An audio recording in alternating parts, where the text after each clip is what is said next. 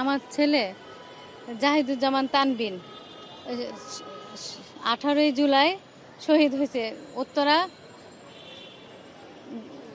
BNS এর আজমপুরের এখানে BNS আজমপুরের মাঝামাঝিতে। ওকে আমরা কুয়েতমন্ত্রী হাসপাতাল থেকে আমি বাসায় নিয়ে আসছি। আমার ছেলে মারা যাওয়ার পর আমি শারীরিকভাবে খুব অসুস্থ ছিলাম।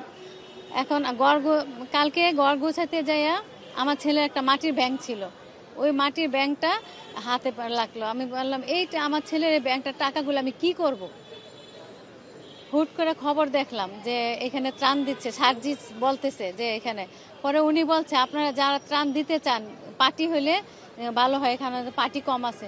তাই আমি পার্টি নিয়ে আসলাম, পলিথিন নিয়ে আসলাম, কিছু নগদ টাকা। আমার ছেলের ব্যাংকে যা টাকা ছিল সব টাকা আমি কি ত্রাণে দিয়ে যাচ্ছি আমার মনের শান্তির জন্য, আমার ছেলের আত্মা মাগফিরাতের জন্য আমি এখানে দিয়ে গেলাম। আমার ছেলের জন্য ওর টাকাটা দিয়ে গেলাম আমি।